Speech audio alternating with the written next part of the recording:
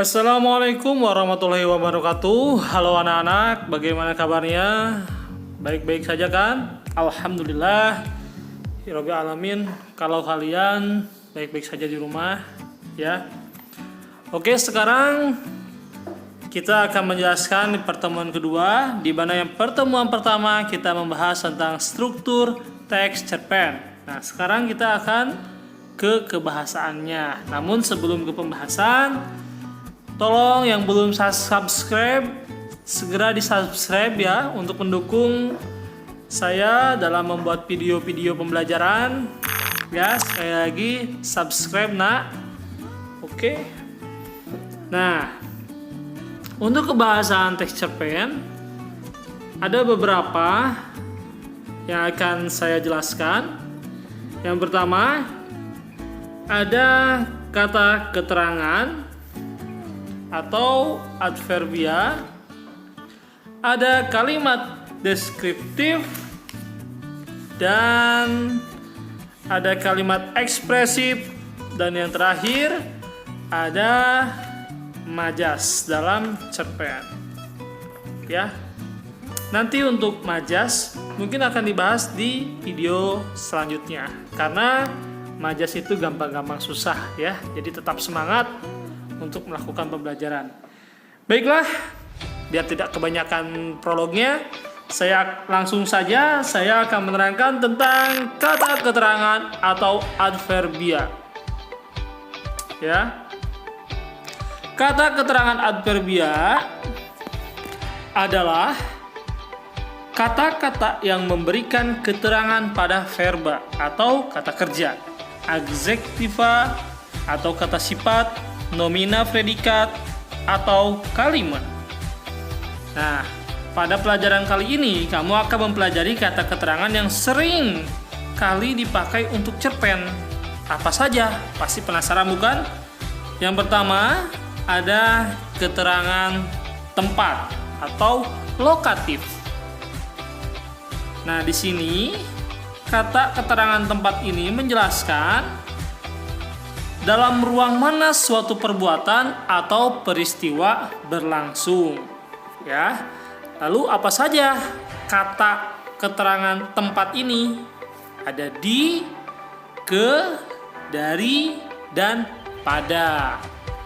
Seperti itu anak-anak. Jadi kalau misalkan kalian menemukan kata di, ke, dari, dan pada, maka itu sudah merupakan kata keterangan tempat lokatif karena menjelaskan ruang mana suatu perbuatan atau peristiwa tersebut berlangsung. Yang kedua ada keterangan waktu atau temporal. Nah, ini sudah dibahas ya beberapa pertemuan yang lalu. Kalau ingat kalian, kalau temporal itu kan keterangan menjelaskan waktu suatu perbuatan itu terjadi. Biasanya dinyatakan dengan kata tugas. Kemarin, sekarang, besok, suatu hari, dan lusa. Tentu dan seterusnya ya jika memungkinkan kalian menemukannya. Pokoknya yang berhubungan dengan keterangan waktu, masa lampau, tempo dulu, itu. Nah, yang terakhir ada keterangan situasi. Kata keterangan jenis ini menjelaskan dalam suasana apa atau suasana perbuatan dilaksanakan. Ya, contoh kalimatnya, untunglah langit cerah dengan bulan lengkung tebalnya mampu sedikit menerangi tempat ini. Itu. Jadi situasi di sini bukan lagi kata per kata seperti waktu dan tempat atau lokatif ya. Situasi di sini harus menjelaskan secara kalimat, minimal satu kalimat utuh.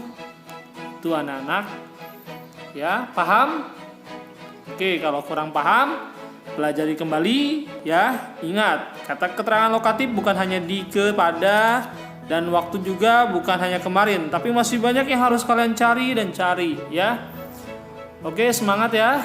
Nah, sekarang kita akan menjelaskan tentang kalimat deskriptif. Oke, saya tidak akan terlalu panjang lebar untuk menjelaskan kalimat deskriptif. Kenapa? Karena saya yakin waktu kelas 7 pun kalian sudah belajar kalimat deskriptif khusus. Di sini saya hanya akan mengulang bahwa kalimat deskriptif itu melukiskan atau menggambarkan sesuatu dengan serinci-rincinya, ya. Lantas serinci-rincinya itu apa? Kalau misalkan kita melihat suatu benda, maka harus dilihat ukurannya berapa, warnanya apa, bentuknya seperti apa, sifat-sifat benda itu dan seterusnya. Pokoknya harus secara detail atau rinci. Itulah kalimat deskriptif, ya. Oke, lanjut saja karena ini sudah kita bahas. Selanjutnya kita akan ke kebahasaan ekspresif. Nah, untuk kalimat ekspresif ini tentu sangat berguna sekali di kalimat atau di teks cerpen. Kenapa? Karena kalau misalkan tanpa ekspresif, tentu cerpen itu akan hambar, ya. Lantas apa ekspresif itu? Ekspresif sebuah gaya bahasa berupa perkataan spontan yang bertujuan untuk menyampaikan pendapat, gagasan, ide, tanggapan, dan isi perasaan, baik dalam bentuk bahasa, tulisan maupun bahasa lain. Bahasa lain di sini bisa juga menggunakan isyarat, menggunakan tanda seru, tanda tanya, intonasinya harus jelas kalau ekspresif, ya. Nah, umumnya ekspresif ini singkat, padat, dan mengandung makna denotatif. Denotatif apa? Ayo, ya, kalian lupa ya. Kalau lupa nanti juga akan kita bahas, ya. Nah, kalimat deskriptif biasanya ada dalam kalimat cerpen dalam bentuk kalimat langsung atau ujaran langsung. Penasaran bukan? Coba kita lihat ciri-ciri kalimat ekspresif. Di sini dijelaskan. Nah, namanya juga kalimat ekspresif. Otomatis ciri-cirinya ada kalimat ekspresif bersifat emotif, imajinatif, faktual, dan sangat personal. Kedua, tiap kalimat ekspresif dapat berbentuk pertanyaan, pernyataan, atau seruan, ya. Terus, tanda baca dalam kalimat ekspresif berupa koma, titik, tanda tanya, dan tanda seru. Kalimat ekspresif menggunakan majas personifikasi atau metafora. Struktur kalimat ekspresif dapat berbentuk kalimat tunggal, kompleks, atau majemuk. Dan kalimat ekspresif sangat dialogis dan berbentuk ujaran langsung. Tadi sudah saya sebutkan, ya. Nah, untuk ragam bahasanya, kalimat ekspresif itu bebas. Bisa formal, informal, bahasa gaul, campuran, pokoknya bahasanya yang tidak kaku. Atau apalagi baku gak boleh ya itu. Kurang ekspresif kalau baku. Pokoknya yang selain tidak baku. Yang selain baku. Nah, nada bahasa yang terkandung dalam kalimat ekspresif syarat pesannya emosional dan moral. Sudut pandang penceritaan kalimat ekspresif dapat sebagai orang pertama, kedua, atau ketiga, bebas, tidak ada patokan. Kalimat ekspresif dapat dibarengi dengan bahasa tubuh, mimik wajah, gestur, dan sorot mata. Ya, ini kan tulisan. Ya kita deskripsikan. Misalkan ketika dia lagi marah, berarti gesturnya, tangannya berada di pinggangnya, sorot matanya tajam. Seperti itu anak-anak, ya. Itulah ekspresif.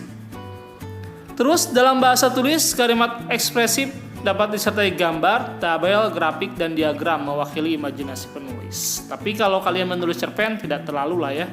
Gak usah harus buat tabel, grafik, gak usah. Kalimat ekspresif juga memperhatikan penggunaan spasi, jenis, dan ukuran huruf. Betul ya. Ketika mungkin kalian merasakan kalau kalian sedang emosi, ini di chat WA aja kalian suka kapital semua ya. Kapital semua. Kalau misalkan di chat cerpen boleh menggunakan kapital, boleh menggunakan tanda seru berlebihan. Misalkan kalian lagi marah banget nih buat cerpennya, tanda serunya banyak, tanda serunya ada 10, tanda seru.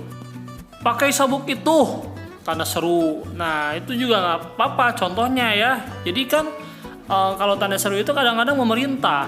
Kalau misalkan pertanyaan, kamu di mana?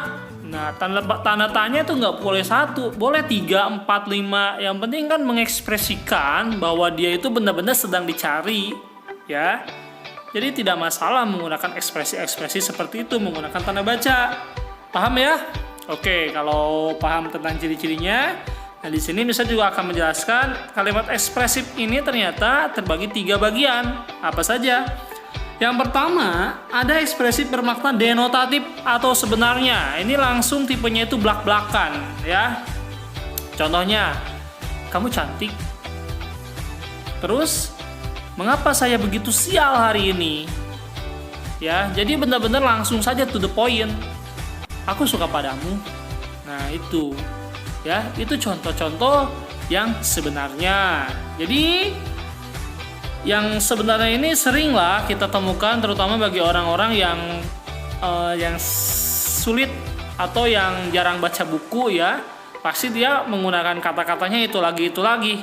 Contohnya yang fenomenal sekarang, Mang Oleh. Nah, Mang Oleh di sini menggunakan kata-kata yang sebenarnya, langsung aja, gitu kan. Coba, ketika kalian mengikuti Instagramnya, pasti iklannya itu ya kata-katanya seperti itu. Begitulah. Kita bisa melihat percakapan seseorang itu dilihat dari bagaimana dia membacanya. Kalau dia banyak membaca, pasti dia juga akan menemukan kosakata baru, tidak sarkasme terus, ya. Nah, sekarang kalimat ekspresif bermakna konotatif. Ini kebalikannya. Nah, ini orang-orangnya yang suka banyak membaca karena dia mempunyai banyak kosakata yang baru dan yang sulit untuk dipahami oleh si lawan pembacanya. Kenapa? Karena konotatif ini bukan arti yang sebenarnya. Contoh, dia adalah bunga desa. Orang itu tangannya panjang sekali. Nah, panjang sekali itu bukan berarti dia panjang tangannya, amit ya. Mungkin kalian paham lah artinya apa, karena itu udah banyak sekali kata-kata seperti itu. Jadi berlawanan ya. Kalau denotatif sebenarnya, konotatif bukan sebenarnya. Jadi kita bisa melihat orang itu bagaimana banyak membacanya dari segi ketika menulis, ya. Makanya untuk teks cerpen ini saya harapkan kalian banyak membaca supaya banyak juga kosakata yang kalian punya. Dan yang terakhir, kalimat ekspresif yang bermakna majas, ya. Nanti ini mungkin dibahasnya sekalian dengan majas. Cukup 2 saja dulu, konotatif dan denotatif. Bagaimana? Mengerti bukan? Simpel ya? Iya. Kalau kalian sudah mulai paham, berarti kalian sudah bagus. Nah, sekarang untuk pembuktian kalian sudah paham, saya akan berikan tugas di mana kalian menganalisis teks cerpen Intel dalam segi kebahasaannya. Kalian cukup cari kata keterangan tempat, keterangan waktu, keterangan situasi, kalimat deskriptif, dan cari kalimat ekspresif, makna denotatif dan konotatif. Ya. Jangan lupa dikumpulkan pukul 20.00. Jika tidak menemukan, jangan pusing-pusing, berarti itu tidak ada, gak usah berarti ya, kalau misalkan tidak ada di cerpen Intel tersebut. Paham? Nah, bagaimana kalau saya saya bosen Intel mulu, boleh kalian mencari cerpen yang lain, silahkan, tidak masalah ya. Cuman rekomendasi dari saya, cerpen Intel itu linknya nanti akan saya kasih lagi di deskripsi ya. Nah, untuk tugas ini karena ini lumayan agak sulit, kirim ke Surreal saja, jangan di WA ya, kirim Surreal saja.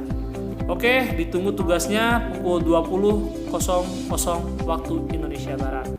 Tetap semangat ya untuk pembelajaran hari ini. Kurang lebihnya mohon maaf. Jangan lupa di subscribe. Sekali lagi subscribe. Assalamualaikum warahmatullahi wabarakatuh.